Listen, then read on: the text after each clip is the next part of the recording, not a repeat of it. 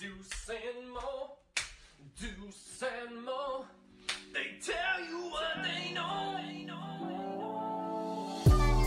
Do it for Deuce and Mo, Deuce and Mo. Hey. Do it for Deuce and Mo. When it comes to the Kings, it's my favorite show. Do it for Deuce and Mo, Deuce and Mo. Hey. Do it for Deuce and Mo. When it comes to the Kings, big hopes and dreams as we cover our kings. Never cover the kingdom, but we loving our kings. And we covered your prayers as we doing our thing. Big Deuce with the par, Lil Mo on the screen. Solo or together, still do it for team. Never switch up for $1 or revenue stream. So we always got each other, balance out the beam. Deuce and Mo, and that's the end of the thing. So do it for Deuce and Mo. We are live! Hey, do it for Deuce and Happy Mo. Friday nights. Better late than never. Quick shout out to Morgan Reagan. Why? Long day for you. I think about last night. Watched Kings-Knicks and you called Stockton, Santa Cruz. Then this morning on your way to San Francisco. Hey, what's up, everybody? What up, Deuce? Oh. Hey. What about Morgan? Hey, Morgan. Thank you. Anyway, she did a lot today, but before I get there, how about the Kings? Do we feel good about them still? Let's No. go, Kings. Anyway, then this morning you're in San Francisco. You do your thing with Drapes. You drive back here to talk about a loss on a Friday night. We give it up to you. I mean, you're doing the same thing, I didn't drive to San Francisco. but it's like we're all in this together, you know? We're all in This this together. Oh, I don't know the song. Oh. That's all I know. Oh. Is that from High School Musical? Never seen good it. job. Someone put on emo music, was inspired, and did a few more lyrics to Beamless Night. Give me a hell yeah! Do you want it? Why not? Who Want to cares? stay for the actual pod? No, screw it. Let's do it. Go ahead. Why not? Oh, wait, I should move this just in case I get... Hey, cheers. Cheers. Happy WrestleMania Eve, huh? Happy WrestleMania Eve. Uh-oh. Just in case- Okay, Morgan's really No, moving I shit out of the just- way. I just didn't want to I wanted to be emo. You know, like Christina Aguilera sings "Beautiful" upside down or like on the ground because I did not, but now I do. Yeah, because she wanted to be into it. Like you gotta find your inner emo. Okay. It's not a phase, Mom. Okay, where's it? Okay, I just wrote a few more lyrics. It's not a lot. Oh, there we go. Wait. Hit the thumbs up if you're ready for Morgan to drop her latest hit, an extended version of Beamless Night. Also, give us a hell yeah. Give me a hell yeah! All right, here we go. It's a beamless night as I lay here sleepless. It's a beamless night and I keep waiting for you. There's no victories when you're not shining. And now my soul is as dark as the sky. And maybe I don't even need you. And maybe I don't want to see you. And maybe you're not nothing but a dream. Because it's a beamless night as I lay here sleepless. It's a beamless night as I'm waiting for you. There's no victories when you're not shining. And now my soul is as dark as the sky. Yeah! God, you're really good at this, Morgan. I was like, how can I find it? Because I don't know how music works. I just know there's a chorus and then there's the thing that happens where you try to mix it, make it make sense. So then I just listened to a whole bunch of emo songs on the way home and I'm like, how can I continue this? That was great. It was just, That was great. I mean, a lot of people, I think, in the chat are talking about, man, Deuce really added to it with the air guitar and went into the drums, where I threw the drumstick up at one point. caught Did it, you? and- yeah. Is that emo or is that I was just vibing off your emotions. It's very I Travis was very Barker. intense at the beginning. Yeah. And then I did a hair whip. Oh, I had- yeah. And then I went into the drums, and then when you changed a little bit, it sounded a little happier. So da, da, da, da, da, da. Oh, it didn't get happy. It was all By the way, I love that I'm trying to take credit for air guitar and air drumming when you just produced an awesome song. Give me a hell yeah! Oh my God, wine.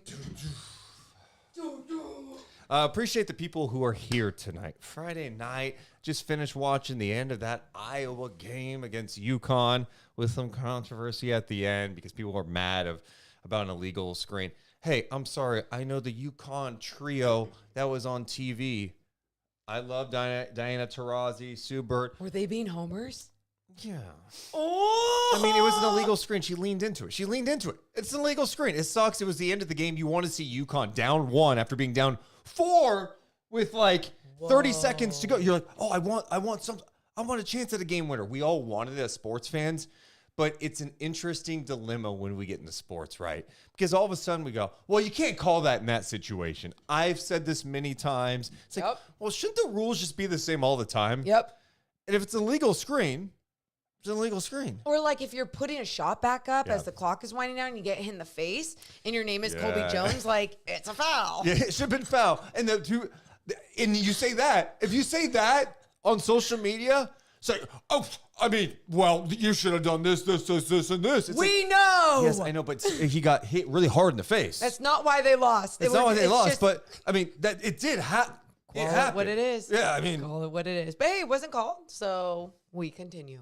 Oh, man. To be emo. Hey, can we ask the chat how they're doing? Yeah. Chat, how you doing up in there on a Friday night, you guys? Thanks for joining us. I was curious what the crowd was even going to look like so many hours after the game and being a Friday night. But I don't know about you. I love going on YouTube on a Friday night. I do too. And I'm very excited to be off tomorrow, though. It's WrestleMania. I've got the day completely off. And I'm just like, yes. Just the thought of that. Sad Panda says Deuce was nowhere near the beat, but he did flip the drumstick at the end. Yeah, look, sometimes it's not about the actual. I didn't know you could even hear a beat. That's fine. No, of course you can. It's a beamless night. No, I let the drummer drum, okay? Let the drummer drum. They call me the drummer boy for a reason. Let me do my thing. And it's about the theatrics. Did I add to the performance or take away? I think a lot of people think I elevated it. Well, he obviously thinks you took away with your drumming, son of a bitch. Air drumming experience. But Tea Time's feeling good today. Insane Cookie says, I'm doing terrible in all caps. Okay.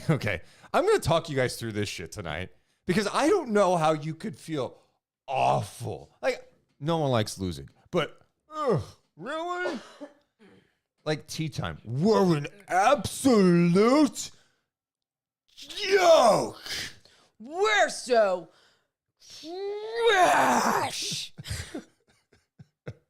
Ashley, we're unwell. Thanks for asking. I love that that's the voice in my head. I love that you ask how everyone is and then you're shitting on I'm them. sorry. I didn't expect it to be like, oh, this sucks tonight. Oh, we lost to a team that's 33-3 at home. That has 61 wins at home. Dude, or 61 wins of the season. Stop. Everyone's allowed to feel how they feel. Now we can also express how we feel. What is this point? It's a little aggressive. Maybe I'm just on edge. Maybe I'm on edge because I am caught up in the play-in situation at a level that's...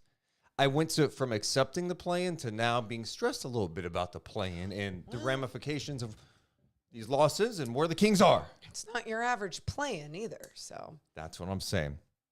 All right. A tea time. All right, before we get started, tea time. What? I'm not... Even if we won, it meant nothing. Well, believe it or not. It would. It would, because a win actually... It would mean something. Even if it wasn't fun, like to get there, the W would actually be better than the L that is now. A 21-1 run to end a game's not fun. I don't care. I don't care if the G Leaguers are all out there and they don't have any legs. Like, I don't care who's out there. You get the dub. You find a way to get the dub. I'm good. Doesn't mean that I'm like, yeah. No, and by the way, I don't mean to diminish G League. I just mean I'm saying is that, like, wasn't the first unit, wasn't Jason Tatum. They did what they needed to do against that squad, against that unit. Just couldn't finish it. All right, let's have some fun tonight. That's me and Tea Time are going at it. Appreciate Christopher Walker with the super chat to start this one off. Tough loss. Celtics deserve to lose. Got 5 on it for 5 Kings wins in a row going forward. Love my shut up and light the beam tea piece from the 5-5 Thank you. Where's the 559, Morgan? Area code 559 is Shout out Fresno. nice. Ish. I was going to say it could be Merced. Let's have some fun. Yeah, hell yeah. Deuce and Mo. We're coming down. 3, 2, 1. Hit my music. Deuce and Mo. Deuce and Mo. Deuce and Mo.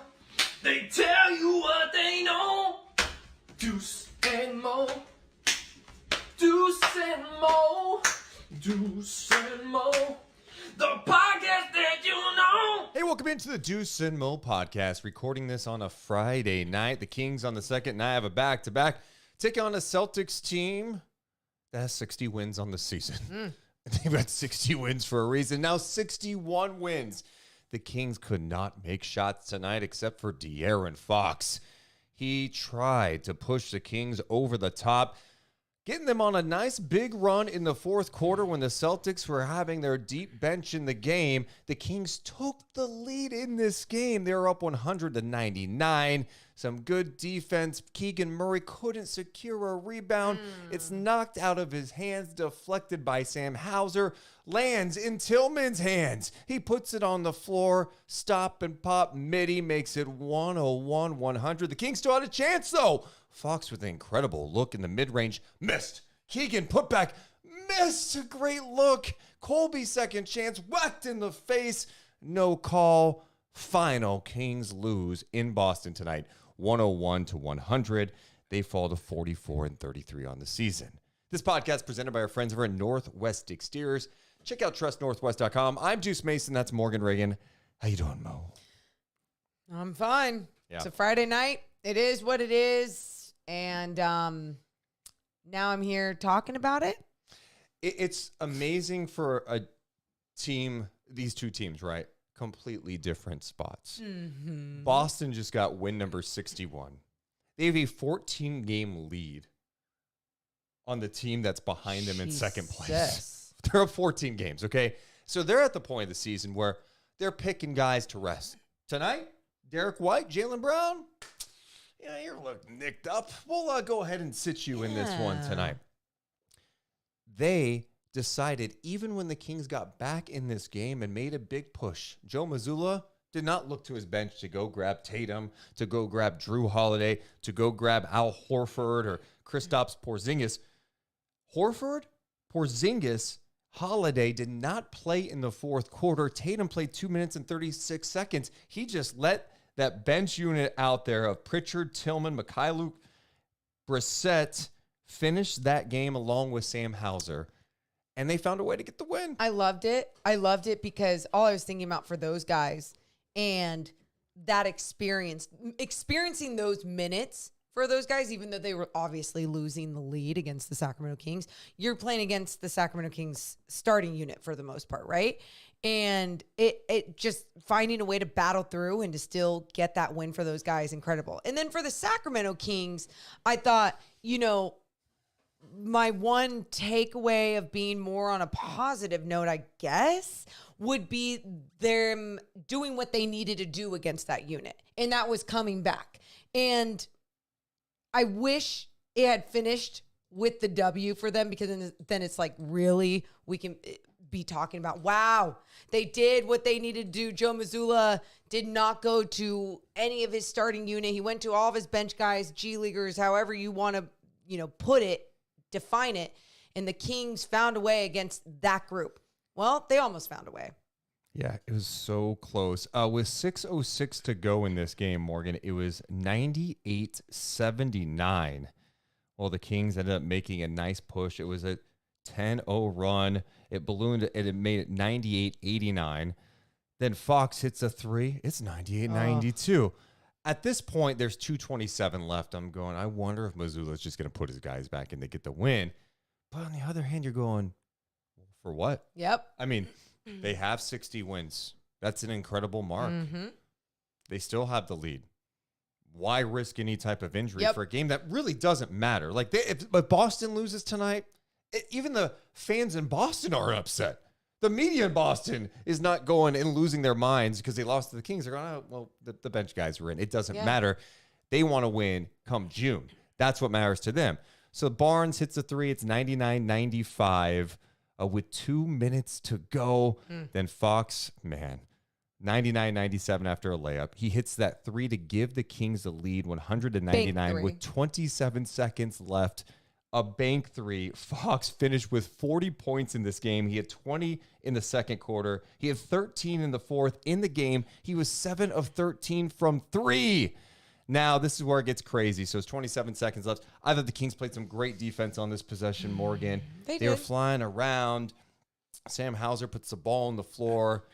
Keegan Murray with a rear contest. Sabonis came over too, but Keegan Murray knocks that ball away. Does a great job.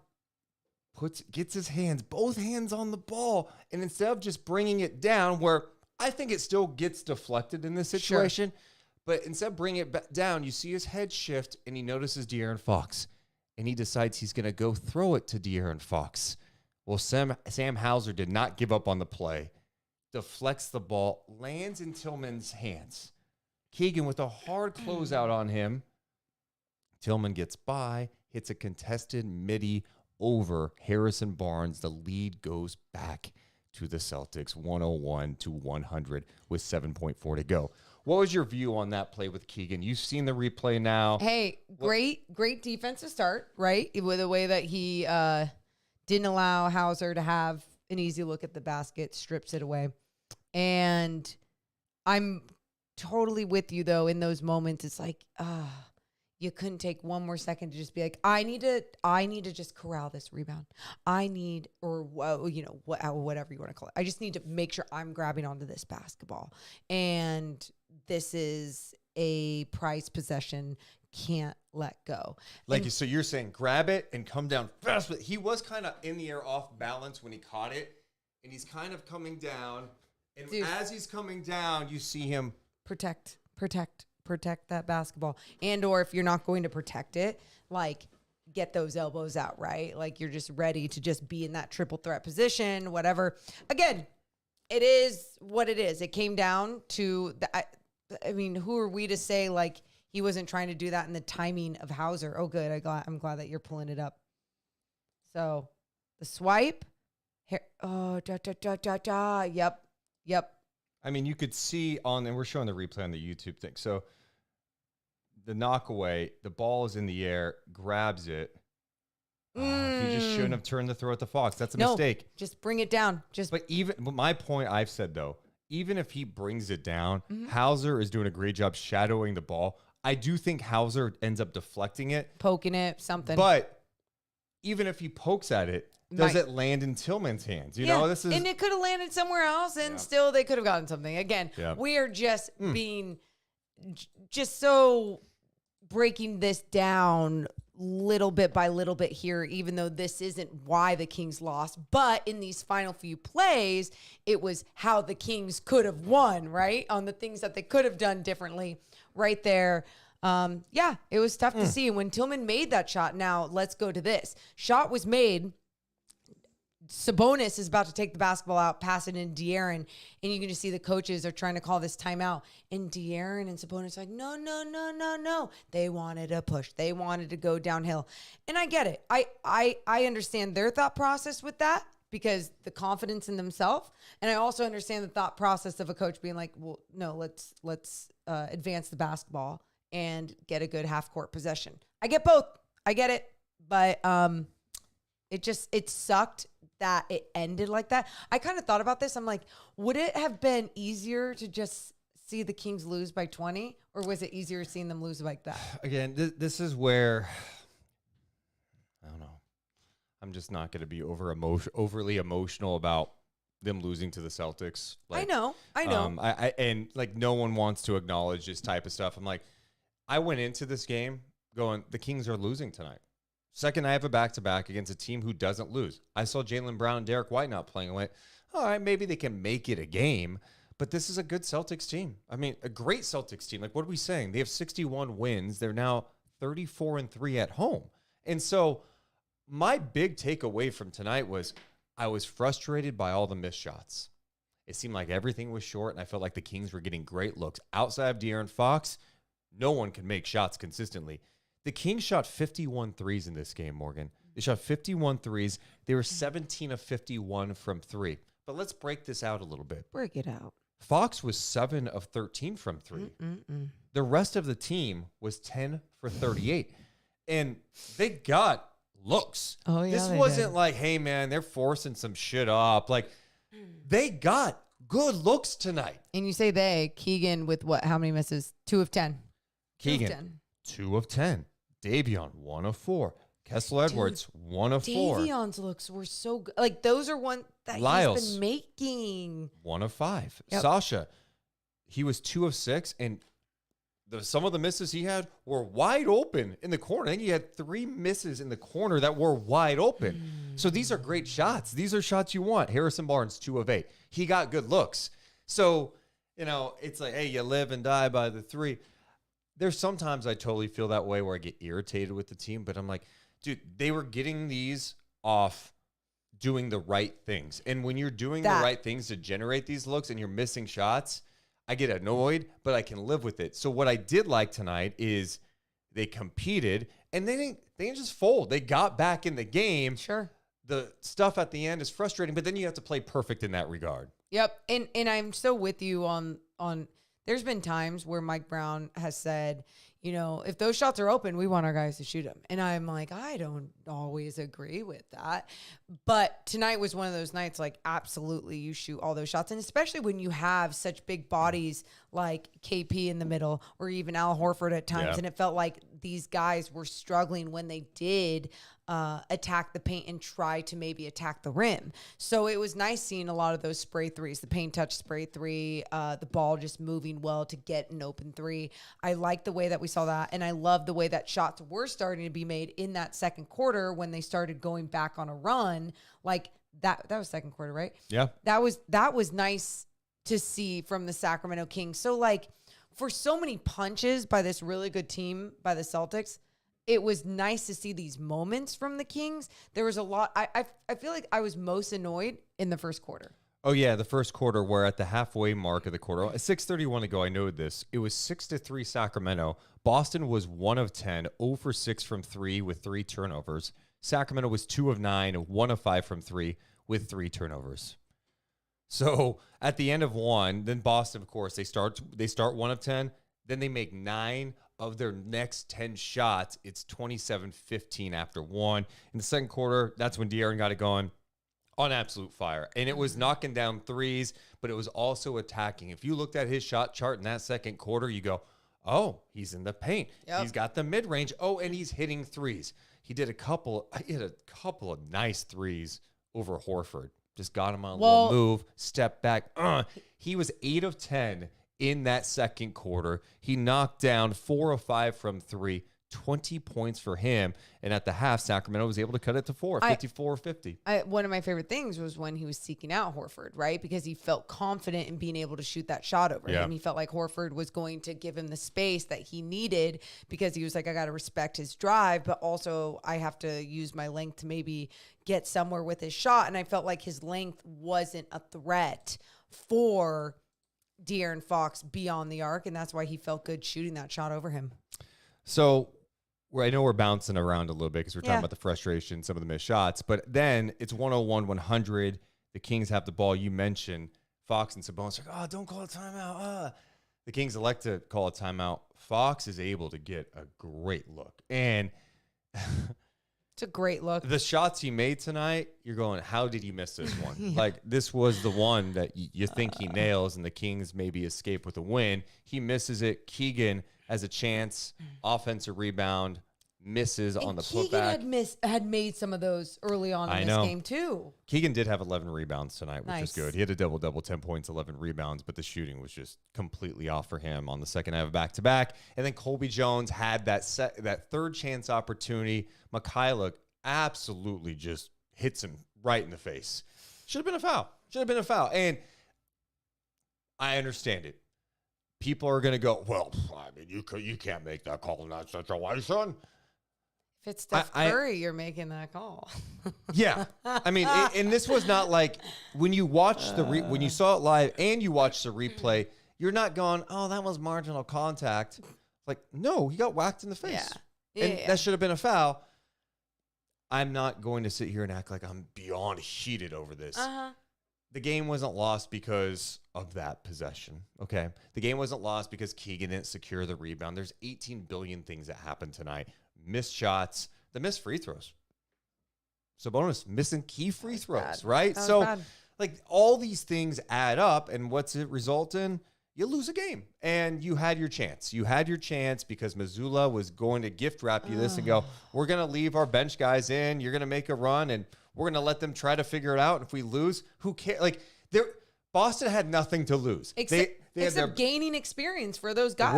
Right. It's like, oh, you lose a game. Oh, no, we fall to 60-17. Watch out. Milwaukee's coming. They're 13 and a half back now. You know what I mean? Like, yeah, there's not even that many games left. You're right. In Sacramento, they had to, like, play perfect. And they didn't play perfect, right? They had a great stretch to get back in the game. And that's what was fun to watch. It was fun to see De'Aaron get it going. It was fun to see him compete. Colby Jones is part of that late group at the end of the game that was in there. Mike Brown decides to go with him, and I thought Colby had some nice moments too. So that was encouraging, and maybe this is a time for him to get back in the rotation. So if you listen to our podcast last night, I think our irritation level was at like a 9.7 out of 10. I'm just not there tonight. I'm with you. I didn't expect the win.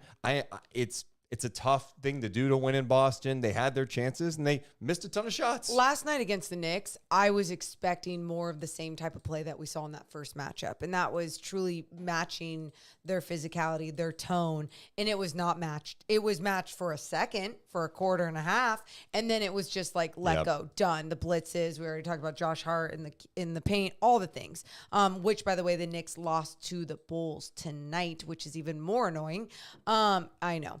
But you do look at this game tonight against the Celtics, and not for a second was I feeling confident. No. At the same time, I was like, hey, the Kings sometimes play up against some of these better teams, but the Kings are a different team right now. They're without Malik Monk. They're completely without Kevin Huerter, whether you liked him in that starting lineup or not, like that he still posed as an offensive threat in a big body. Sabonis has not been playing his best basketball. He's still racking up those double-doubles, which is fun to see, but he's not playing his best dominant basketball right now. It's a frustrating thing to watch right now for the Sacramento Kings, but I don't feel deflated from this one specific game. I'm with you on this completely. The Kings shot 38.4% tonight.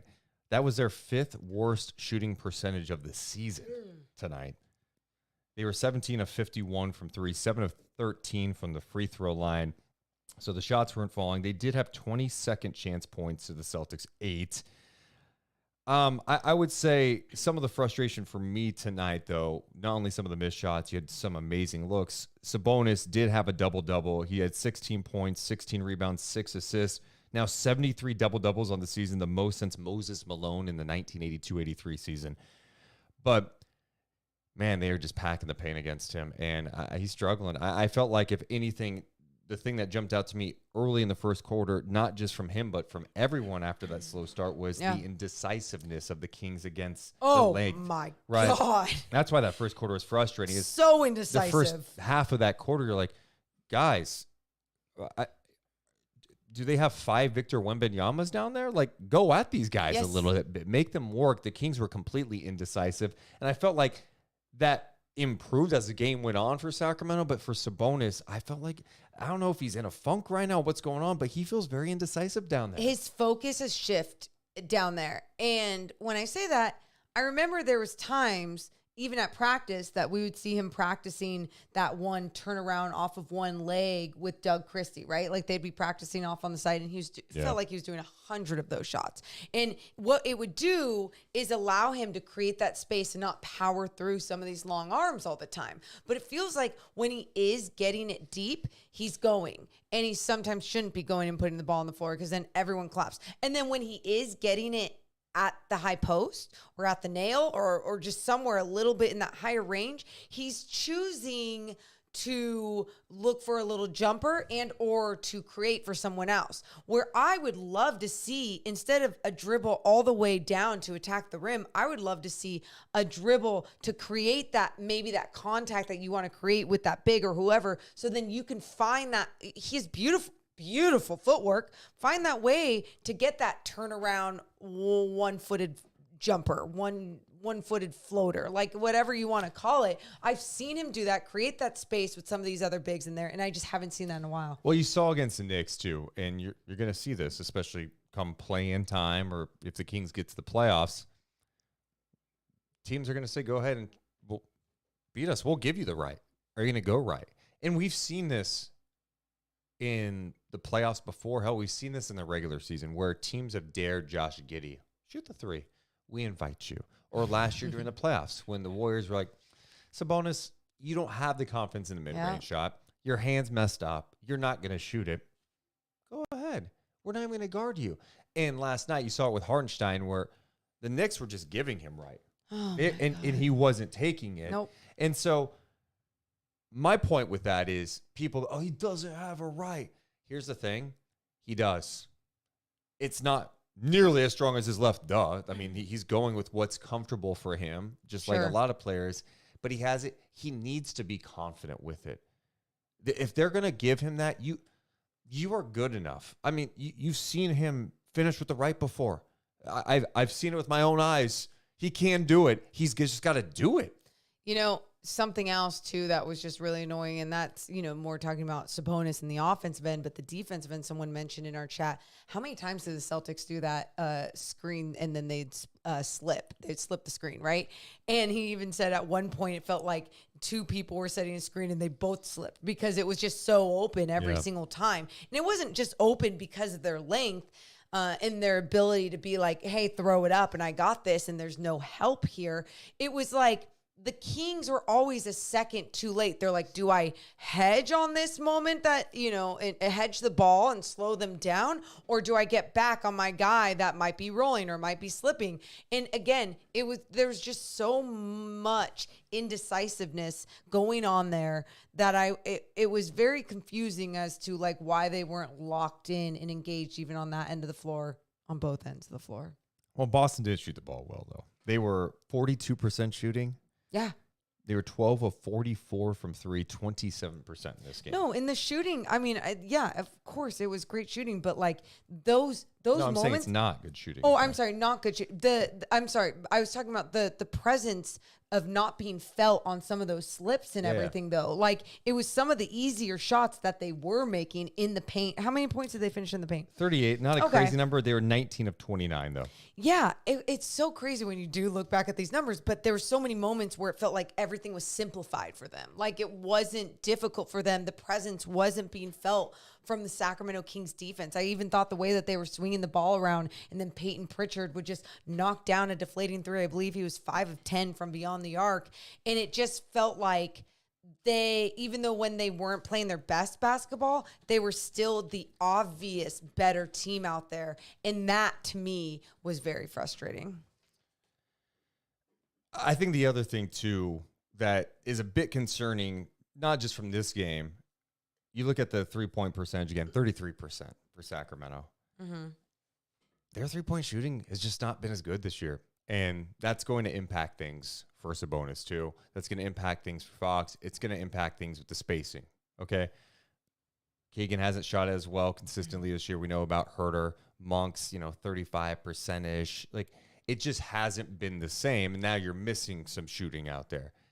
Lyles missed time. Sasha missed time. So it just and it hasn't been as efficient. Last year they were one of the best three-point shooting teams in the league. And since the All-Star break, I think they're at like 35-ish%. They're like 24th in the league. So that hurts you too. Yeah, it gives you that thought like, yeah, of course they need a sharp shooter. Yeah, they need to upgrade this position and have more length out there. All the things that you can think about on this roster and what they need. But when you do see that three-point shooting go down like this, you think about just how the domino effect, how much it affects this entire team with the way that they try to run their offense, with the spacing of the floor. I mean, like we said, the first game against Utah when Sasha and Trey came back, the spacing looked beautiful. The ball was moving. We're like, okay, against a worse team. And then you just saw it get better against who they won the next game. I forget who it was The against. Clippers you're talking about? It was the Clippers. Yeah. And it was like, okay, you're like, it's a better team. Even if Kawhi's sitting out, it's still a better team that they were still slinging the ball around, finding some good shots, making those shots because they were more open. Right now, I don't understand why it's so down. But you are also missing someone in Kevin Huerter and Malik Monk at this moment of the season. Trying to look at some of my notes too to see what else jumped out to me, and I felt like Mike Brown was searching with lineups tonight. We saw a ton of different combinations. The Kings in the third quarter started being down by 4, then Boston explodes. The Kings are missing everything to start. What do you think about them throwing Kessler Edwards in there tonight? We also saw some combinations out there with Sasha and Lyle, small ball 5. We only saw Alex Len in the first quarter. Thought the rotations were a little weird. Yeah. But at the same time, maybe that was just Mike Brown searching. And even when we saw Kessler Edwards in there, he only played the 10 minutes.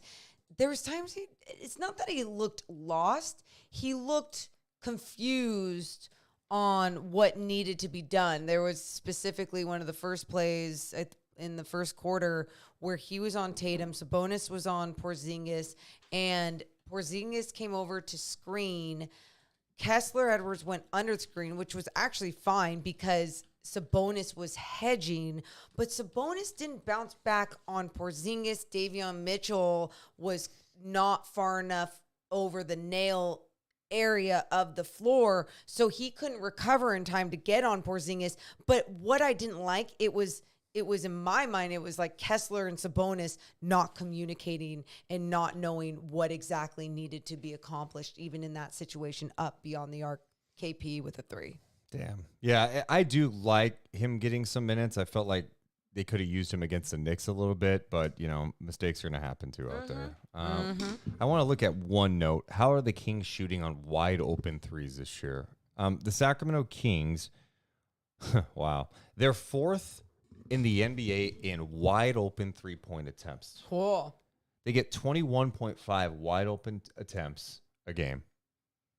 Let's see what they're shooting on wide open. They're shooting 38.8% on wide open threes.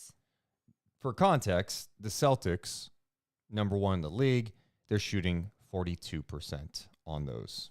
So, yeah, I mean, you're getting some looks, and you've got to knock them down. The Kings just haven't knocked them down a ton this year. Yeah, I don't feel like, it's funny, looking at this game, I'm like, I don't feel like I have a lot more to say. And when I say that, it's not, I'm not like mad. I don't feel like, oh, they did this and this and this wrong. A lot of missed shots. A lot of missed shots were going down. And I think the only other thing that we've talked about so many times that we can keep putting out there, they need a dog. They need that energy guy. They need to be making those threes when someone is getting into the paint and spraying out. And you saw that even happen in late game with some of the execution that they had with HB and then De'Aaron knocking down a big 3.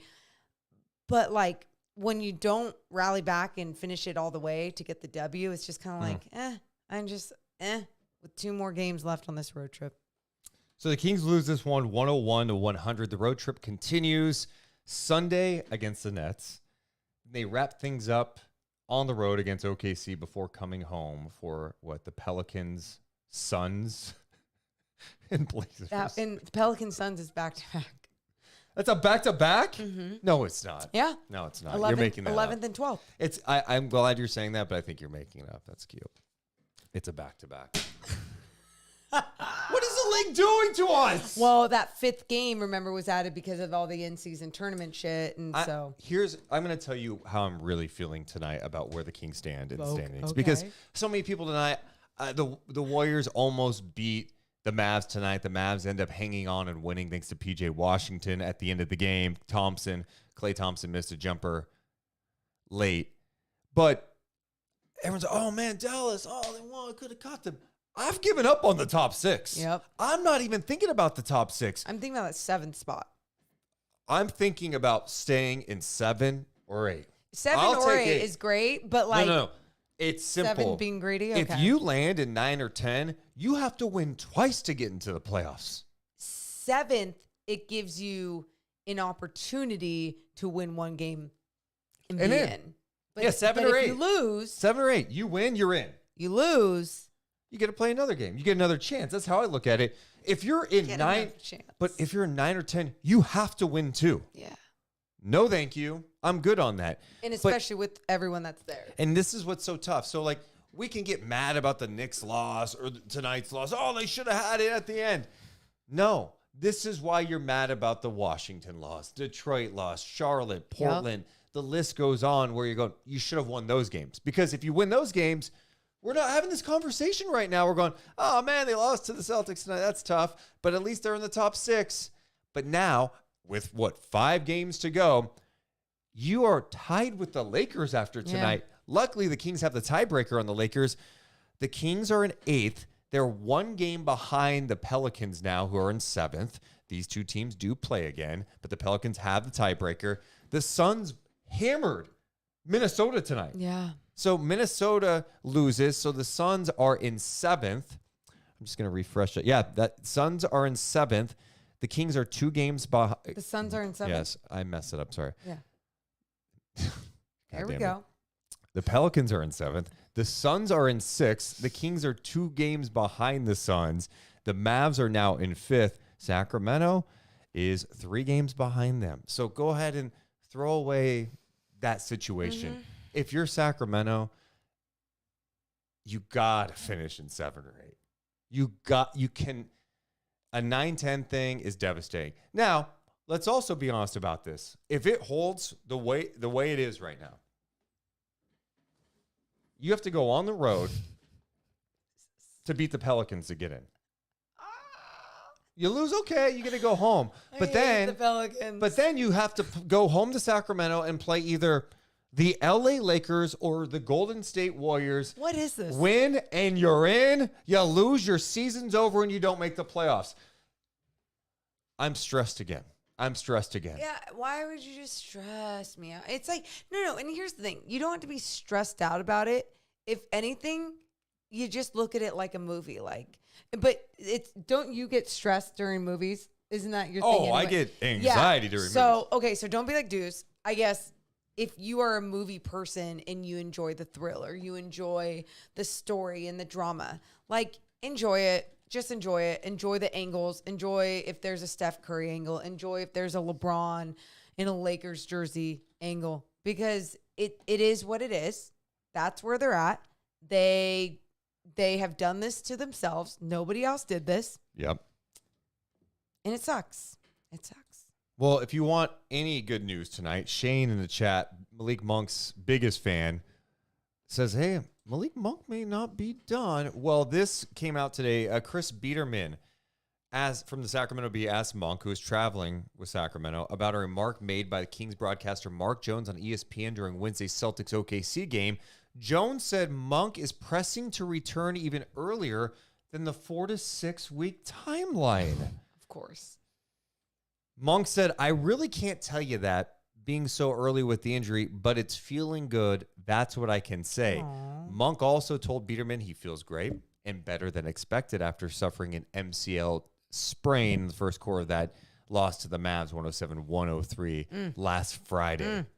So 4 to 6 week timeline reported by ESPN. Monk will likely miss the first round of the playoffs if the Kings make it. Could return as soon as the conference semifinals in the first week of May. But who knows? Who knows? Who knows? He also said, I'm not the trainer. I just listen to them. They push it a little bit. It hurts sometimes, and sometimes it doesn't. That's just a rehab process, I think. He hasn't chosen a date for him to potentially return from the injury. He said, if I do that, then I have expectations. I don't want to go into it with expectations. Does that make you feel better about the situation? Here's the approach. Let's see. Like, I stopped thinking Deuce, about the top 6. tell Don't me. think about Malik Monk. If he comes back, That's it. he's back. That's it. That's why it doesn't make me feel better about the situation. If he were to come back and then have a game winner against the Lakers at home in a playing game, like, yeah, all of the story, the drama against his There's no former way he's team. coming back for the play. Could you imagine? That would be insane. Do you love it? That's where my brain goes, oh my God, the drama. That would be 11 days from now. So like a week and a couple of days. Yeah, it doesn't sound possible. Goodness. I know. So yeah, it'd be fun, but no expectations. Also, I didn't get your reaction to this What? tweet that our boss, well, I guess our boss didn't tweet this out. Our coworkers over at NBC tweeted out that people are kind of having some fun with tonight. Want to Yeah. get your perspective on this. Here's my thing. Are they tweeting out this shit if the Warriors clinch a top 10 spot? Because they better. And it better look just like this without a beam. They better. And I will tell the digital team, like, they better. They better. It just feels weird tonight because a couple of things, right? So for those who are listening to the audio, NBC Sports California, their Kings account tweeted, the Kings have clinched the top 10 seed in the Western Conference with a crown emoji. And it's a picture of Fox and Sabonis with the beam and Golden One Center in the background with a font that says top 10 seed clinched. It just it feels weird in a loss, right? And it's yeah. No, it feels weird and like maybe if it was a win, it'd be like, even then, it's just like it's so cutesy. It's cutesy, and I don't know. The Kings are just to me now. They're not like the cutesy story. Yeah. Even though it was only 1 year of success that they saw, and success being pushed out of first round of playoffs. But when I see that, the top 10 seed clinch, better see that for the Warriors when they clinch their top 10 seed. Better see it. I'm going to be looking. And I love my people there, but I'm going to. Please. And if they don't make it, don't worry. I will. You know, I know there's so much fear about this potential play-in situation that I am putting out there too. But there's another side of me, because there's two Deuces, Yeah. right? The other cocky side of me, the wrestling persona Deuce. There's a part of me that'd be like, how sweet would it be? You get a playing game, you go to New Orleans, you lose, we're all feeling down, and you have to play the Warriors in Sacramento, and you send them home. How sweet would that be if you sent the Warriors home in a play-in? It would be amazing. It would be so fun sending the Lakers home in a play-in. Like, it would be fun. It would be fun. But like, It would be a lot of fun. But you know what comes to mind instead of that happening? No. Yeah, No. is Steph Curry dropping 50 in a playing game and going, bye-bye, night-night, everybody. I'm still doing night-night until I'm 100 years old. Oh, that night And thing. it's great. It's a great, I just don't like it when it's against the Sacramento Kings. I don't like it against anyone. He did it against I do. Orlando, I I think, like or it. someone else, and it just irritated me. I Go like it. away. Yeah, it was against Orlando. I'm like, what are you doing, Steph? I like it. Oh, my God. But also, screw you. Let's see here. The chat, man. The chat's got weird vibes tonight. Oh, I know. I wanted to interact with it a little bit, but Well, we just can got a lot. interact with the game because I do have a Ball is Life. I'm very excited to play that in a little bit. Oh, We do. you dick. Who's your rock and soul player of the game? Peyton Pritchard. Peyton Pritchard tonight, 21 points, his second 20-point game. Side note, Peyton Pritchard's turned into a pretty good player. They I gave him know. an extension. He's pretty good. Yeah. Hits threes. He plays tough. He plays tough. I like him. On the defensive end, he plays as tough as he can. Yeah, I'm with you. So it's either him or Sam Hauser. Sam. Can we just mention Sam Hauser for a second? All right, if we get it. All the people in the chat who are so mad tonight, the Kings suck, blah, blah, blah. Let's just find common ground together and acknowledge that this stat line is pretty funny from Sam Hauser. Sam Hauser tonight, this guy let it fly. He had 3 points on 1 of 18 shooting. Say how many threes? 1 of 13 from 3. Sam Hauser is my rock and soul player. You know what I appreciate about Sam Hauser tonight? Let him fly. Shoot or shoot. Shoot or shoot. And to his credit, let's be honest, made a huge play. Keegan Murray knocked that ball away from Keegan Murray, landed in Tillman's hands, boom, ended up being what proved to be the game winner. Pretty impressive. Yeah, so impressive. So you say your rock and soul player of the game would be Peyton Pritchard. Yeah, That would be mine. Well, sometimes I'm not a troll. It's De'Aaron Fox, What dude. the hell? Well, De'Aaron definitely. De'Aaron Fox is awesome tonight. Yeah, he and was. This guy was max effort. He was the one guy knocking down shots consistently. 40 points for him, 16 of 29 shooting, 7 of 13 from downtown. He had 20 points in the second quarter. He had 13 in the fourth. Wow. He also, at this point, was credited with 5 deflections in this game. I love the way that he was playing. He was carrying everyone on his back. You could rely on him. I loved what we saw. Loved the last shot, the last look that he got. De'Aaron deserves to be our Rock and Soul Diner. He was so player of the good, game. Morgan. Yeah, he was. You guys got to go Rock and Soul Diner, Morgan. Yeah, dude. April 12th, there's going to be a big party. So actually next Friday, a big party at Rock and Soul Diner after the game, 10 o'clock DJ. But if you go and watch the game there, you can get a whole bunch of discounts, and you can also get 50% off your entire bill if you go watch the game there and if you go after the game. So make sure to go eat at Rock and Soul Diner breakfast all day. Just 6 blocks away from Golden One Center. But there's also so much more than breakfast. There's drinks, all the damn things. It's gonna be fun. There's gonna be raffle prizes raffled off. Yeah, There we go. there's going to be raffles. That's a good way to put it. I want to show you this. De'Aaron Fox's shot chart in this game, because we were just talking about him as a Rock and Soul player of the game. Good balance here. Look at this. Yeah, he took a lot of threes, but you see him, a little midi inside the paint. He was 8 of 10 in the paint tonight with 16 points in the paint. Let's Good go. shit right there. I didn't want to go negative here. I was just going to mention this because I had the stat written down. Sabonis was 6 of 11 in the paint I tonight. didn't want to go negative, but this did happen. That he was 6 of 11 and he missed his free throws. Yeah, just not the best. Not the best. But yeah, so Fox was awesome. He I thought he was. was fantastic in this game. He So was. good to see him knock down some shots. And how many threes did he hit against the Knicks? Didn't he hit like 6 last night? Did he really? He ended up not with a good shooting night overall. He was 11 of 26, but he was 6 of 13 from 3. So, Yeah. last 2 games, he's 13 of 26 from downtown. Smooth. Crazy. His shot, especially his deep shot, looks smooth. Looks good. I like the way that he's shooting with confidence. And there's been games where we're like, "Oh, are you just settling?" Well, he's feeling good again, so keep shooting. I saw in the chat people talking about Keegan Murray. Ed was saying that it just looked like he had no legs with his shot tonight. 4 of 15, 2 of 10 from 3. Yeah, I mean, that's a nice way of putting it. It felt like a lot of his shots were short. And then when he would either get an offensive rebound off of his own miss, or it felt like he was just like scrambling and then he'd put a shot back up, be in the mid-range.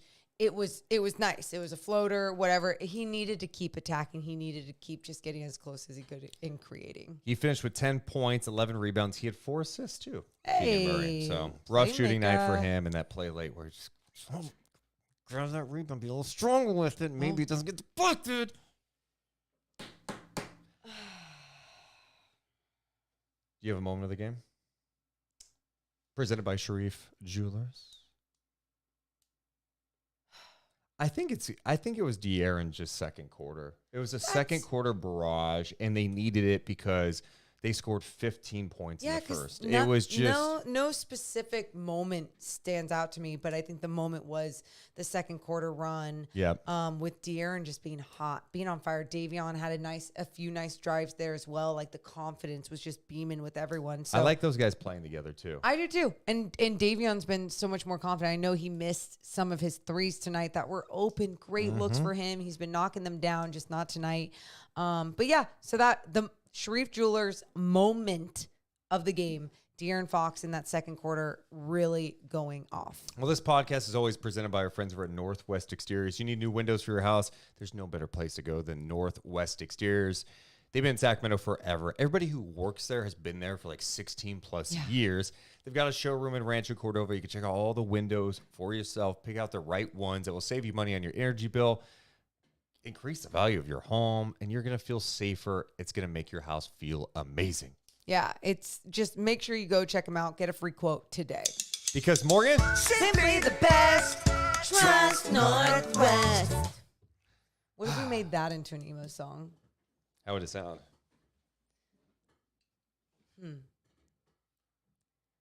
You think you are simply the best, but you're Not Northwest. Ooh, I like that. You wish you were Northwest. Not good. Just not good. Just like all of this shit that's going on. All right, Morgan, next up for the Sacramento Kings, they take on the Brooklyn Nets in a game that you go, you got to win that game. You got to win that game. The Nets are not a very good team. They've had a bizarre year. Remember when the Nets were in town earlier this year and they're kind of struggling? You're like, yeah, but they're a pretty good team. Like, they'll be all right. Well, Brooklyn finds himself at 30-47 this season. They have been eliminated from postseason contention. Yep, not cute. You know, you can always talk about health when Ben Simmons is on your team. But as a whole, They've had a coaching change. Kevin Ollie's running the show. They have a lot of shit they got to figure out. And if they're in this type of scramble, this type of mess, you got to take care of business. You know, they might have to trade Mikal Bridges to Sacramento. And it's tough when you have to make those decisions to trade him. But, you know. Yeah, I mean, there's a lot of teams that are going to be after him this summer. I'm sure the Kings have all the pieces that they want compared to all the other teams around the league. So Morgan, I feel your vibe tonight, and I feel like you're itching to play the game. yeah. Is that true? Yeah, because You don't I'm have any like, other- okay. because it's like, what else am I supposed to say against this team, Okay. the Brooklyn Nets? I didn't know if you had any. Yeah. No, I don't have any. I don't have any good stuff except get your shit done. Win the stupid game. Do what you're supposed to do. Well, Morgan Reagan is hosting tonight on everyone's new favorite game. We call it Ball Is live. Oh, we usually have a couple of categories. Sometimes I'm the host, sometimes Morgan's the host, and maybe in the future you'll be a contestant. But tonight, I guess I'm the contestant. Yeah, you are, Deuce Mason. Welcome to Ball Ball It is Is Live. Live. Every time, my bad. So we tonight only have 2 categories. Oh, okay. And the 2 categories are going to be basketball birthdays, but get this. There's only one person there, okay? And I might be dropping a bomb on you. We'll get there in just a little bit.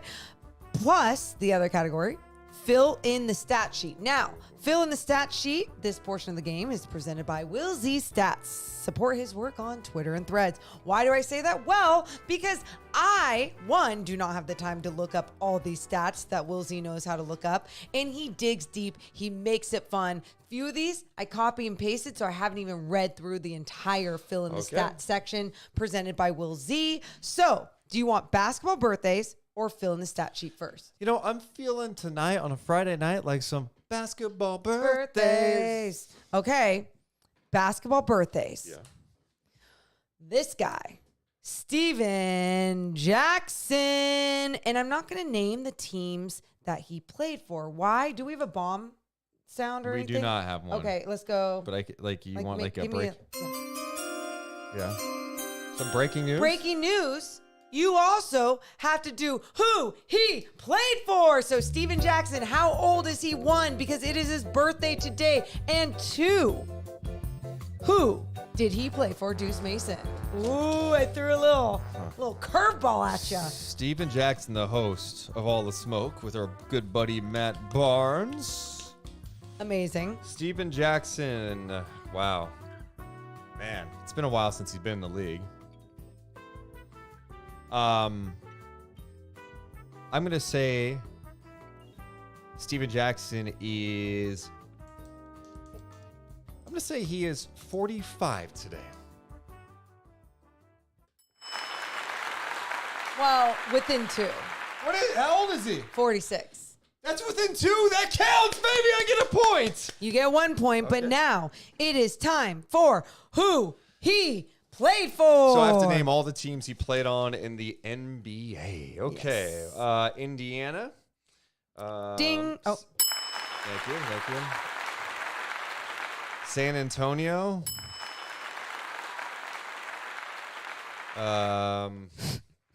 Golden State.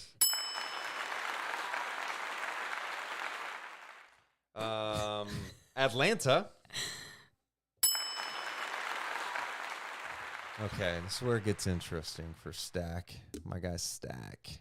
There's some random stops along the way because, it took him a second to find his way in this league. He bounced around a little bit. Mm-hmm. Man, those are the ones that pop to me immediately.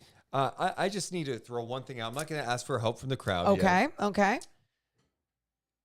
He played on 2 more teams, if I'm not mistaken. Is that correct? How many teams do you have down? 4. Okay.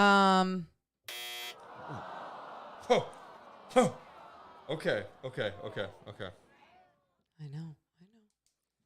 Wow. Do you want me to tell you how many more teams? No, not yet. Okay. Not yet. Okay, so Indiana, San Antonio, Golden State, and the Hawks. I feel like I'm missing like a really obvious one right now. He didn't play in Portland. We're going to go ahead and eliminate that. Did not play with the Lakers. He didn't play in the Suns, Texas teams.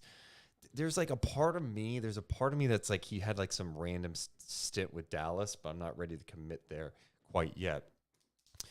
And then we bounce around the map. New Orleans. No, it's not.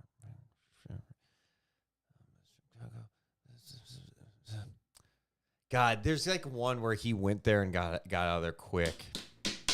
There is that one. Do you want me to tell you what coast it was on or what conference? Sure, I think it's the East. That one was actually the West. Wow. That it was a short stint. Okay. Very, very. I'm almost to a point where I need help from the crowd. Oh my God, you guys, one at a time. Stop it. Oh, I know one on the East now. Okay. It just came back to me. Charlotte, the Bobcats. Oh, yeah, I just saw that jersey, that orange. I saw it. Ooh, buddy. I've got 5 of them. I got 5 on it. Did he play with the Knicks? I got 5 on it. Did he play with... So you're saying the team on the West, he was only on there for a little bit. very, very little time. You know what? I'm going to commit to this, and I'm not confident with it, though. Yeah, what are you going to commit to? Commit.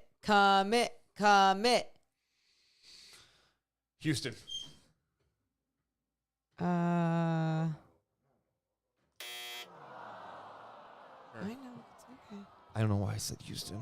I don't know why I say it. Why did I say it? Because you're probably seeing red. Why did I say it? Why did I say it? New Orleans Hornets.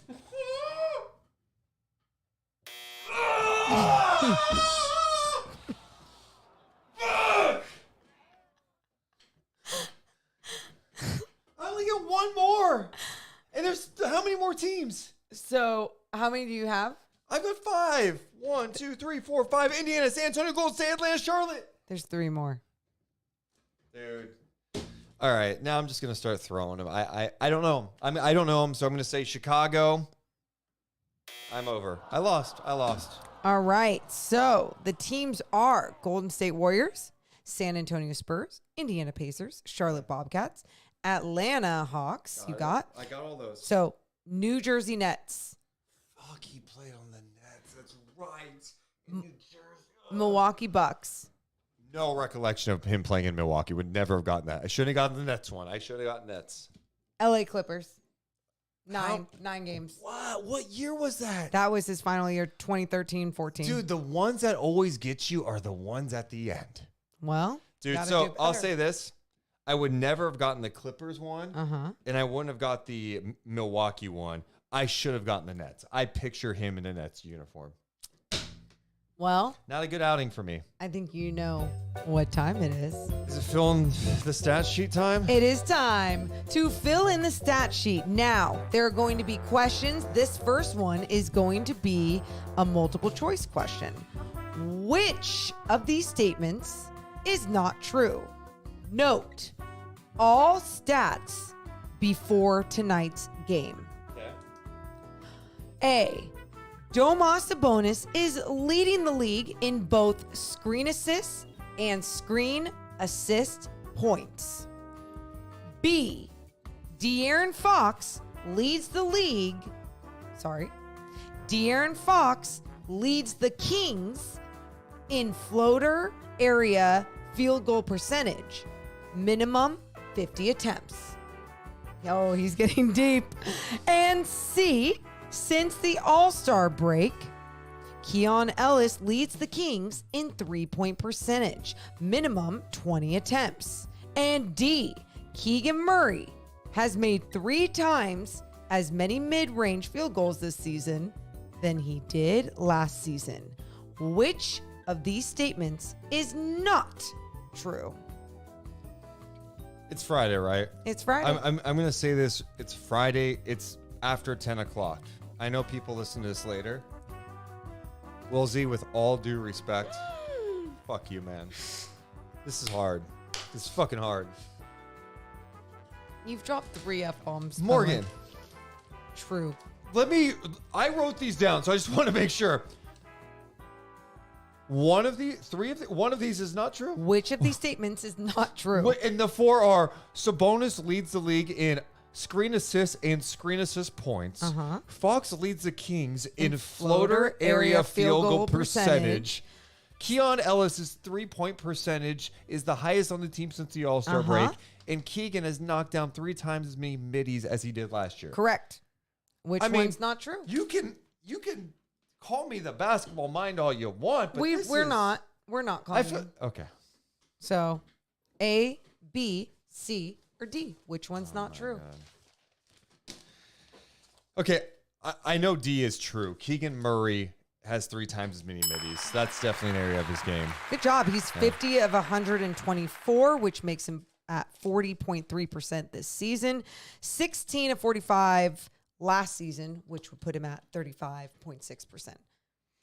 All right. The next one that I'm going to say is true.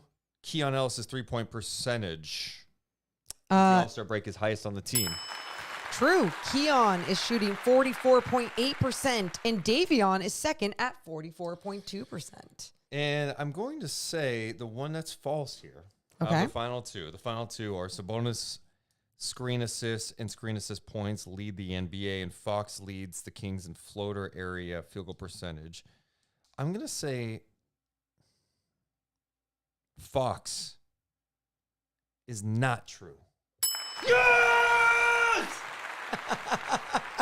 How about that? So so De'Aaron Fox leading the Kings in floater area field goal percentage is false. Keegan leads with 55.4%, and Fox is at 50.9%. Great job, Will Z. Yep. All right. That was tough. You ready for the next one? We got another one. I do want to read this comment just to Yeah. get your reaction, okay? Because a lot of people are guessing and having a good time. Okay. Tea Time chimes in with, "This is the worst. They're trying to cheer us up with this game show." No. Our goal, this was our thought process. We said, win or lose, we want to make sure that we're always having fun, right? So you don't have to listen to this portion of having fun. And A ball is life. ball is life, because we have fun. We've done this win or lose, though. We have fun going over not only fun stats, but also some fun other games, whether it has to do with NBA players and their nicknames or their birthdays. But if you don't want to have fun, you don't have to. Also, ball is life, but Kings don't have to dictate your life. Thank you. You can still be happy on a Friday night. All right. Do we have another one? Yeah, dude. This one. So we have 2 more. Oh my God. But okay. this one is one more longer multiple choice one, and then the other 2 are just questions. So, multiple choice question. De'Aaron Fox had 21 points in the first half tonight. What is the most points he's ever scored in the first half? This is not multiple choice. No, yeah. Wait, did I screw that up? Our game show host. One. And the next question, will Morgan Reagan be able to execute this question? Yeah, I will. Hold on. Yeah, I just screwed up one thing. Here we go. Okay, here we go. I mean, I know he led last year that game against Dallas in the fourth quarter in overtime where he took over. I believe he had 28 combined. Okay. If I'm not mistaken there. There we go. Okay. Oh, so multiple choice question. Well, where's my... Okay, so we screwed up a little. So that wasn't a multiple choice question. Okay. Can we just go to the next question? Okay, sure. But I do you have the answer to that last one? No, Okay, no. You don't have the answer? Okay. No. We'll screwed get up that there. to another time, all right? Usually I have time to read these before, but we screwed up there. Okay, question. Madison Square Garden is home to some of the most historical performances in basketball. Who leads the Kings with the highest scoring game at MSG in the SAC era? Note, it is a tie. So there are two possible answers for a bonus point. How many points did they score? Must be within 2 points. Wow. This is a great one. Yep. And I love Madison it. Square Garden. Can I just tell you, Wilsey even puts in red, note for Morgan, the wording of this may change if someone ties or goes over it tonight. Oh. It's from the other night, yeah. Madison Square Garden. Most points scored in a single game by a Kings player. You know what's so interesting about that is there's a part of me, and I'd love the chat to help out on this. No cheating. I remember Jimmer Fredette having a big game at Madison Square Garden.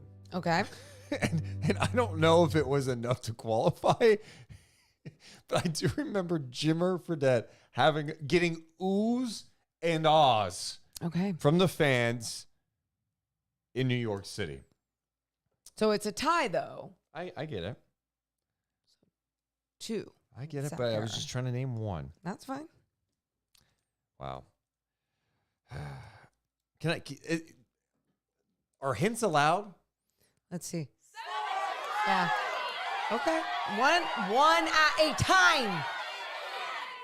And I think a lot of people are in the chat are saying Mitch and Weber, Cousins.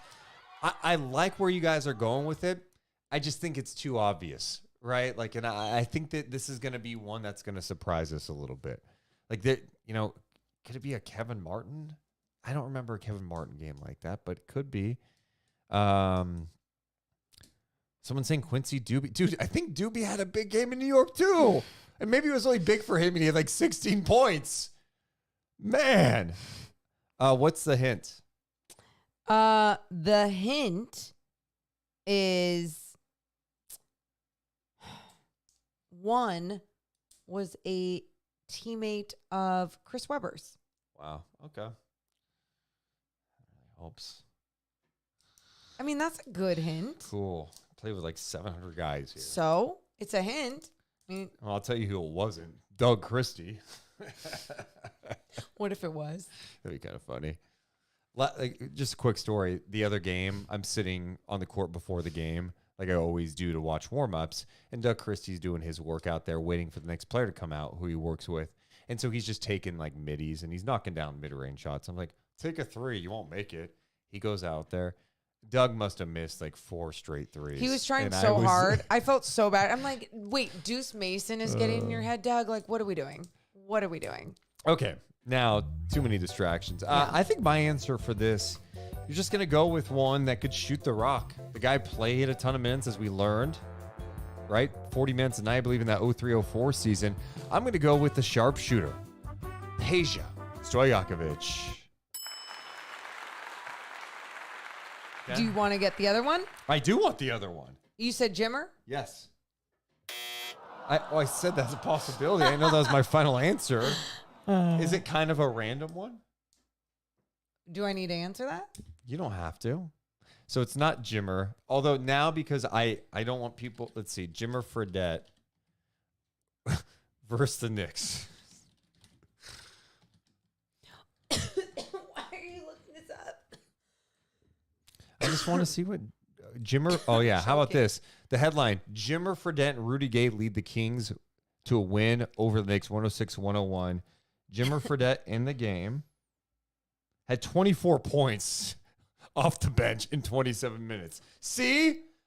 The basketball mind's still there. I remembered it. Validation. He's getting oohs and ahs. Validation. Guy was unbelievable. He needs validation. Give me my validation. All right, who is it, Morgan? I give up. You're so close. The chat was helping, and they did a good job of naming him. Marcus Thornton? No. Oh. That was so funny. Why? What are you doing up so late? Go to bed. DeMarcus Cousins. DeMarcus Cousins? Guess the number, though. Okay, now I'm going to go 37. 36. Within 2. I like it. Wow. I like it. Wow. Okay. That was a good one, guys. I think that's all I got for you. Or I can do one more for you. Does the chat want one more? Give me a hell yeah. So the other night, Malachi Flynn went off for 50 points, becoming the 3rd player in NBA history to score 50 plus off the bench. Name one of the other 2 players who have accomplished the feat. One of the 2. There's 2. Off the bench? Off the bench. God, this is probably so obvious. 50 points off the bench. I love. I'm going to tell you my thinking so far. Okay. So one of them that pops in my mind, and I'm not sure he came off the bench that night, but it was it's a random one, right? Jamal Crawford, I think it was one of the final games of his career, maybe final game of the season with the Suns. He scored 50 in a game, and he's got an incredible story because he scored 50, I think, with them, the Bulls, the Warriors, and the Knicks. 4 50-point games on 4 different teams. Going with Jamal? There's that, and then I don't know if he's trying to hint at something. Like I can't remember if Tony Delk, when he played the Kings, his former team, after the Kings elected not to re-sign him, Delk goes to Phoenix. The Kings picked up Bobby Jackson. People were pissed about it. Delk comes back to Sacramento with the Suns, scores I believe 53 in that game. I just don't know if he was starting or not. You know what? The chat agrees with me on the Crawford thing. I'm going to go with Jamal Crawford. Jamal Crawford off the bench. 51. Was it with the Suns or it could have been somewhere else? You know what? Will Z did not say who it was with. Okay. We that's expect fine. a lot of Will Z. Will Z is doing this just for Yeah, fun. yeah. Next time, put the team, okay? Okay, the next one. Oh, my God. One more. Off the bench. Off the a bench. Fitty piece. Do you have the date? No. Damn. I have the amount he scored. Yeah, I think Gilbert got it. And I got to be honest, I saw it in the chat, so I think Gilbert's right. What? Derrick Rose? Did Derrick Rose do it? Oh. Well, I just had to. Can you just Sorry. I didn't officially put I was it out just there. letting him know. Derrick Rose had that 50-point game against the not against, he was with Minnesota, I think. But was he off the bench? But no, he wasn't. Obviously not. Obviously not. Obviously not. Wow. Oh man. This one to me is random, where you would be like, well, duh, or something. You're like, duh, I know everyone. It's not D Rose, chap. Getting choked up thinking about all this. Okay. I'm struggling with this one. I'm trying to think of some sharpshooters. Lou Williams to me didn't ever have a 50. Let me just tell you. Okay. Unless you want to guess. Go ahead. No, please. No, go ahead. I don't have a guess. His first name is Nick. Who could forget Nick Stauskas? Unbelievable. Oh, that's right. Nick Richards. Oh. Former Sacramento King Nick Anderson. What? Really? You know what the real answer I thought was going to be was Nick Young. No, Nick Anderson at 50 off the bench? Yep. Nick Anderson, 50. Let's see. Nick Anderson, 50 points off the bench. I don't know if it was with Sacramento, but I don't think it was. Well, let's see. I have the earlier story in his here. career. Let's see here. Nick Anderson, because you have Malachi Flynn. Where is it at? 50 points on April 23rd, 1993. I was right on the Jamal Crawford one. That happened April 9th, 2019 when he was with the Suns. So- Nick Anderson was with the Orlando Magic at the time. Nick Anderson, man. What made you even say him? I was just naming random Nick.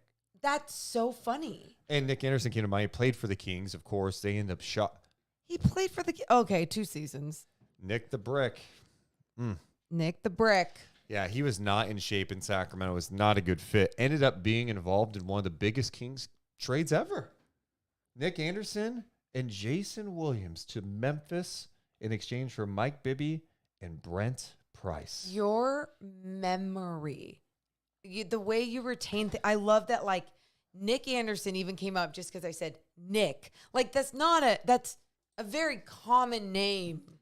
Warren, what's the game called? Ball is life! Wow. Basketball is Great job by Wilsey. Well done by Wilsey. Those were tough ones. I know. And that was my bad. My presentation will get better and better. I'm just, sometimes juggling a lot and then driving 2 hours to get back home and then, trying to do a podcast. But I will promise you that I will make sure I get it down nice and crisp. Let's just say I'll be hosting the next one, Well, hey, settle down, everybody. I'm just kidding, everybody. That was fun, Morgan. Yeah. Good job. Good job, you and Wilsey. You're so fun with this game because your knowledge is there. Where I would give up on every single one. I would have given up on which king had the most points at Madison Square Garden. I've been like, De'Aaron Fox, shut up, go. Boo says Deuce cheated and looked at the chat. Oh, I was looking at the chat for this last one, for the Knicks one, or when I was going over all the Nick names. Nick names. Yeah. Anyway, let's get to some final thoughts on this one. Final thoughts. I don't know what to expect even going into Sunday. And when I say win? It's not even like a disappointment vibe that I have going into Sunday. It's just like, look, you even had the opportunity of being resilient and finding a way to fight back in this one, but just couldn't find a way to execute in those final seconds of this game. And I just expect more out of this team. And I think sometimes my expectations for them are really high, even though perspective, like they're still a good team in this league. There's just things that they don't do right at times, and they're not a great team in this league. And I want them to be a great team in this league, and I think with some tweaks they can be. So get it done against the Brooklyn Nets, but my expectations are just like not there. Expect them to win. Come on. I failed to get some super chats. Shout out to Geeky Nana. Member again. Same with Westside Kings fan. Always supporting us. We appreciate it. Jana Chat says Monk is needed badly for round one. Prediction, he will return for round one. What do you guys think? So I know I'm Monk's #1 fan. And do you think Fox will be pushing to keep Monk this offseason? Yeah, I'm sure. But Monk's going to do what's best for him, I think. And that's all there is to it. And I think he's got to do what's best for him coming back from injury too. So he's got to be careful. You don't want to rush it back and re-aggravate it. The guy has a big free agency period coming up. We appreciate that. Also, my final thought is actually perfect timing for a message that we just received from Gregory. Final thoughts, bring on the off season. Oh. And this is where I was going tonight. Because I'm really? I'm seeing some of this now. Okay. Being realistic. In our Discord, in the chat, on social media. It's this like, this season is just, this season sucks. This is just not fun. Blah, blah, blah.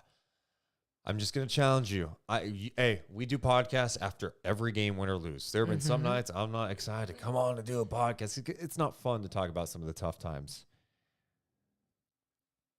They're 44-33. They won 48 games last year. There's 5 to go. Yeah. Probably not going to reach last year's win total. That's fine. The West is tougher than ever. They've let some games go again. They've had injuries. And they're not as good in some ways. Okay? Oh, yeah. With that said, and help. They have a chance to get back to the playoffs. Yeah. I'm going to enjoy these moments because you know what I don't want to go back to is seasons when we get to January and we're talking about the draft lottery and we're on night chats refreshing Tankathon and going, Remember but that? who do you think? I'm just not ready for those moments yet.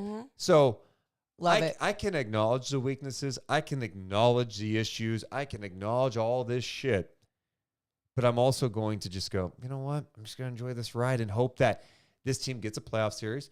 They get something out of the playoff series. Guys perform in that playoff series, and you have a chance. And if you don't, this offseason, start making some moves to make it better. It's an evolution. You have to evolve it.